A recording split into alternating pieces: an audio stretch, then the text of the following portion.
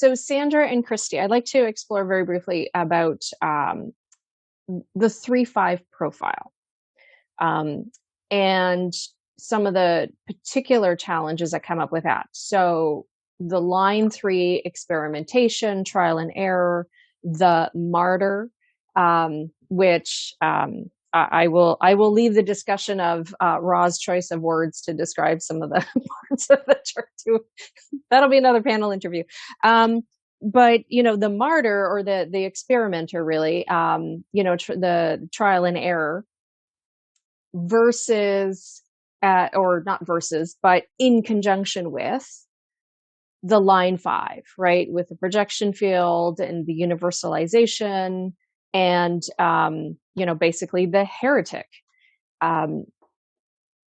What would you love to share that can help other 3-5s on their journey, in addition to people who are tuning in who want to get to know a 3-5 a little bit more? Sandra, do you want to start? One of the things I love about these conversations you have with, multiple people is it has me think about things in ways that I've never thought about them. So this is interesting. So in my chart, I have the throat connected to the G and to the will. So I take things personally. So, and making mistakes, getting correction, judgment, criticism, rejection, all those things, I take them really, really personally because it reflects on my lovability, my worth and value. And my experience through childhood was that everything I did was wrong. I was always making mistakes. Everything I said was wrong. And, this came from, my mother expecting perfection from me. And I hadn't thought about it, but there's the projection field in here too. So it's like her not seeing me the way I was seeing me. And of course, it was long before learning about human design.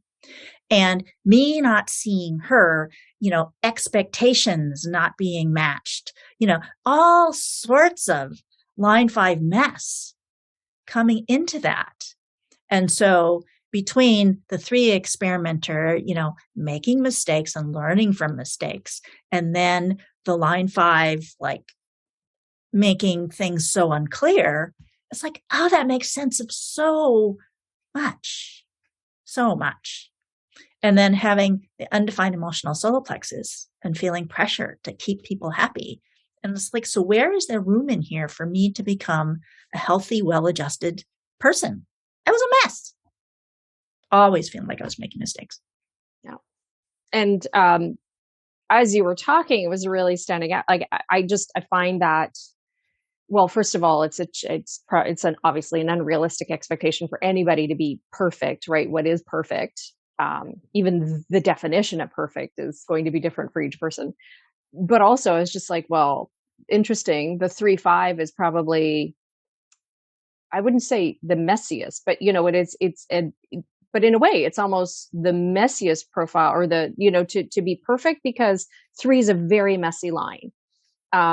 Literally, figuratively. I mean, that's what trial and error is about. That's what the experiment is about. I mean, the lab has, powder and chemicals all over and things kind of blowing up over there and smoking over here. And, I know very much as a line 3, like I have to walk around with a travel mug in my own house, or else, things get spilled all over the place. Like it's literally a messy line, because it's about getting your hands dirty and, to figure out what works. And then, like you said, the projection field of the 5. And then, of course, in terms of the gates in my chart, a central theme is perfectionism and being in control. Mm. So, one of those. So 18 or 10, and then 21. The 20. I have the 26 for the sun, so everything has to be perfect. Okay. And then 18. Mm-hmm. Yeah. So, and 45, and just all of those control and doing things right. And really interesting what you said. And I don't like making a mess. Mm. I don't like getting messy, muddy. I didn't do those kinds of things. So it's like very interesting. That is interesting. Yeah. But that is a great share, because I think that it will really help people understand, if they grew up with that pressure of expectation and perfection themselves in however that was delivered, from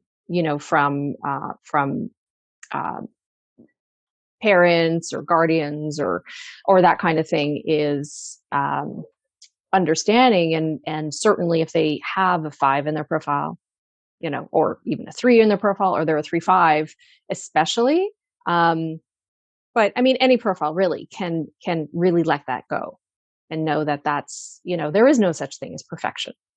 But yes, but expectations, yeah, absolutely.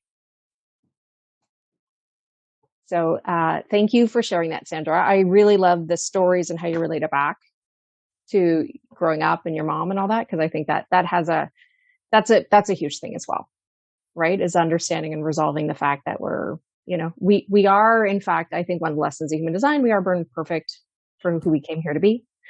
And sometimes that's a lifelong journey to remember that. Well, and realizing that I was also initiating the whole time, being in a family with a bunch of generators. So it was like, and again, totally unconscious of any of that. So. Christy, would you love to talk about your 3-5? My 3-5. Well, like Sandra, I was also raised actually by 2 projector parents, which I thought was interesting because I thought my dad had to be a manifesting generator the way he was wired. And I was like totally crushed when I realized he was a projector. I'm like, oh, dude, do you realize, former military, that kind of thing. So expectations were always like perfectionism was something I definitely had to come to terms with. And my intuitive self was definitely shut down at a really early age, because how could I know these things, right? So there were pieces of me that I would shut off because I would just use them and then put them out into the world to find out that, oh, no, you can't do that. We don't accept that. You can't do that. That's wrong. That's not, that's against everything we believe, blah, blah, blah. It's like, okay, awesome. So recovering from that, it's like almost human design gives you permission to actually be who you are and be able to navigate it with some grace. And my 3 is very experimental. I also have the starter, the 53 in my son. So I love to start things and, just leave it out. And it drives my husband nuts. He's got the flip side of that. So, I mean, it's okay. So I always start things all the time and just, and if it sounds really good, I'm going to go do it. And I'm always the person who is like, okay, so let's try it. Go try it. And so I do love that about the 3 energy. I had to get over the mistakes and being able to laugh at myself because I grew up in that, again, perfectionist perspective that I needed to be a certain way and that mistakes weren't allowed. And so if you messed up, you were really in trouble because how could you?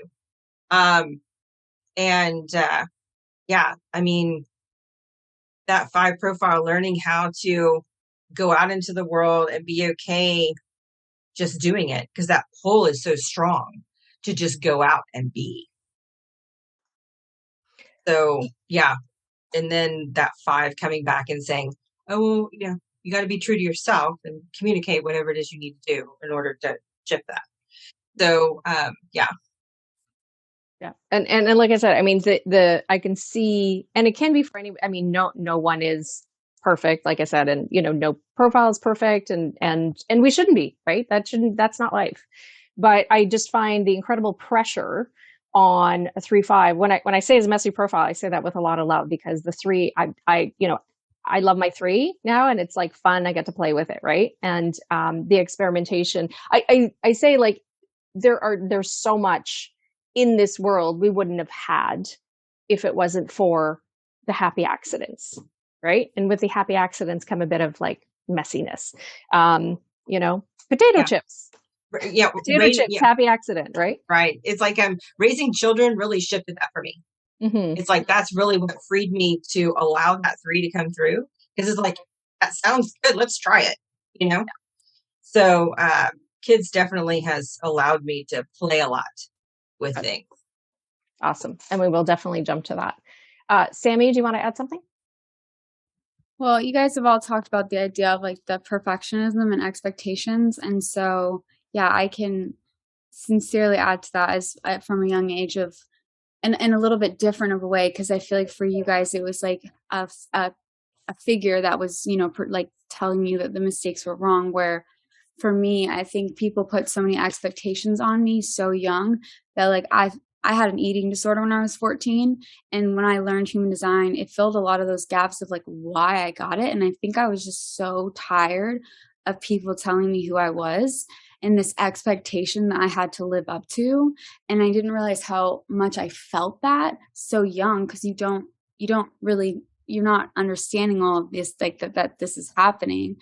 And so like freeing myself from that was so beautiful, because I do think like, you know, we grow up in a society that like expects perfection, and perfection is, if we're all perfect, then what's the point of growing in life? I think the whole point of life is to grow and to make mistakes and to, you know, forgive yourself and to forgive others. And so the idea of perfectionism is just like such a construed concept. And I can relate to that a lot. I mean, I related to that with body image, and that's something I really advocate for as well.